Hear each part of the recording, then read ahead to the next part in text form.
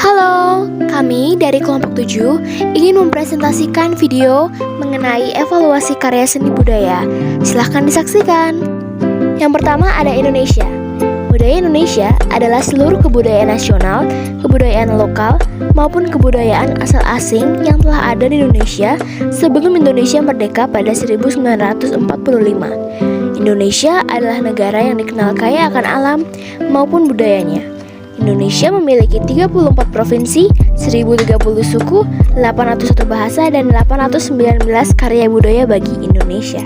Lalu yang kedua ada kebudayaan Indonesia. Budaya Indonesia dapat diartikan bahwa Indonesia memiliki beragam suku bangsa dan budaya yang beragam seperti tarian daerah, pakaian adat, dan rumah adat.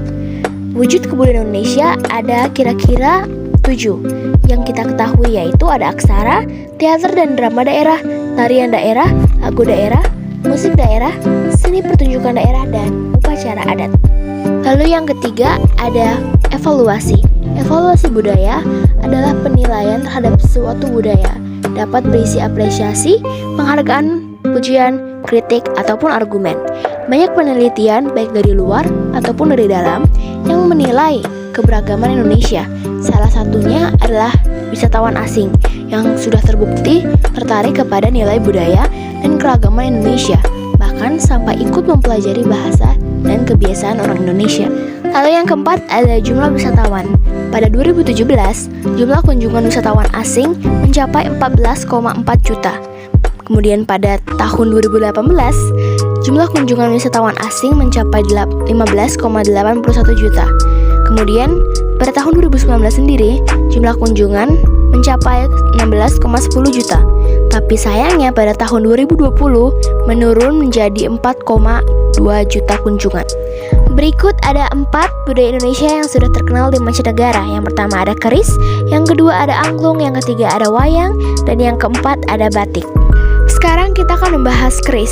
Pada 25 November 2015 silam, UNESCO mengakui keris sebagai masterpiece of the oral and intangible heritage of humanity.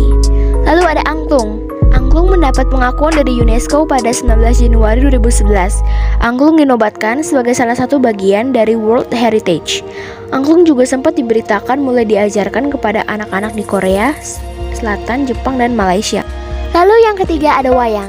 Wayang mulai dimasukkan UNESCO sebagai bagian dari warisan budaya dunia sejak tahun 2003. Para wisatawan luar negeri pun banyak yang tertarik mempelajari dunia wayang selama mereka berkunjung di Indonesia. KBRI di Canberra, Australia misalnya, hampir rutin menggelar pertunjukan wayang tiap tahunnya dan selalu mendapatkan sambutan hangat dari warga negeri Australia. Pentas wayang dengan lakon Babad Wana Marta digelar 2 hari di National Gallery of Australia pada hari Minggu dan Senin. Disusul seminar wayang kulit pada hari Selasa. Tiket pertunjukan yang berkapasitas 300 kursi penuh penonton ini terjual habis sejak 2 pekan sebelum acara. Lalu yang keempat ada batik. Pada Oktober 2009 silam, UNESCO secara resmi mengakui batik sebagai bagian dari daftar representative list of the intangible cultural heritage of humanity.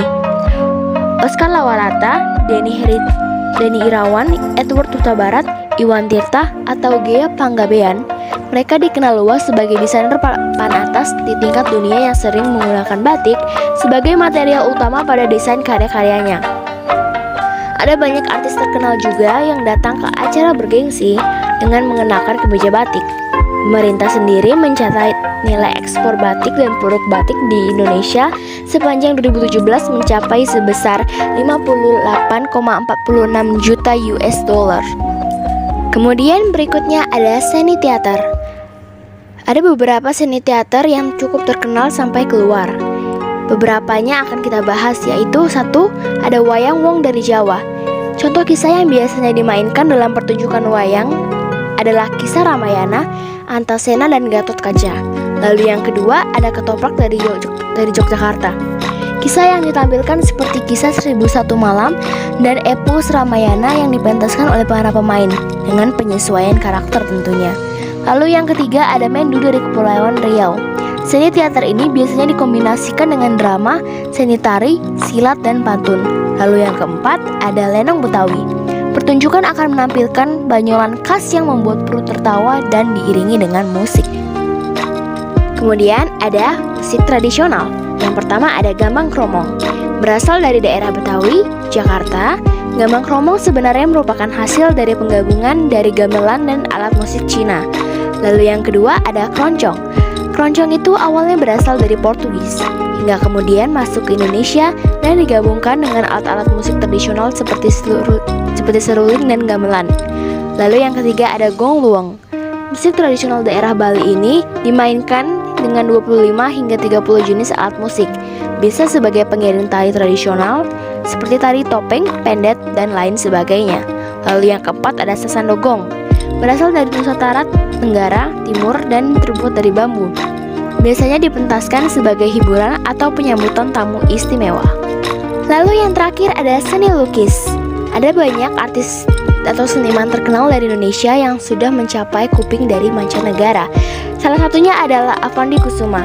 Avandi Kusuma digadang-gadang sebagai pelukis Indonesia yang paling terkenal di kancah dunia, berkat gaya ekspresionismenya dan romantismenya yang khas. Pada tahun 1950-an, ia banyak mengadakan pameran tunggal di Amerika Serikat, Inggris, India, dan Eropa. Lalu yang kedua ada Abdullah Suryo Subroto. Abdullah Suryo Subroto sering dibicarakan melalui karya-karya lukis cat minyaknya sebagai hasil memandang alam dari jarak jauh dan bersifat romantik. Lalu yang ketiga ada Agus Jaya. April pada tahun 1976, ia mengadakan pameran tunggal di Taman Ismail Marzuki, Jakarta. Lebih dari 70 lukisan dipajangnya. Agus Jaya mempunyai ciri khas dengan warna biru dan merah yang terkesan memberi nuansa magis. Ia juga sering menuangkan objek wayang dalam setiap karyanya. Halo, sekian dari kami kelompok 7. Terima kasih banyak. Semoga materi yang kami sampaikan membantu. Lalu jika ada kritik dan saran, silahkan disampaikan. Kami akan menerimanya dengan senang hati. Terima kasih banyak.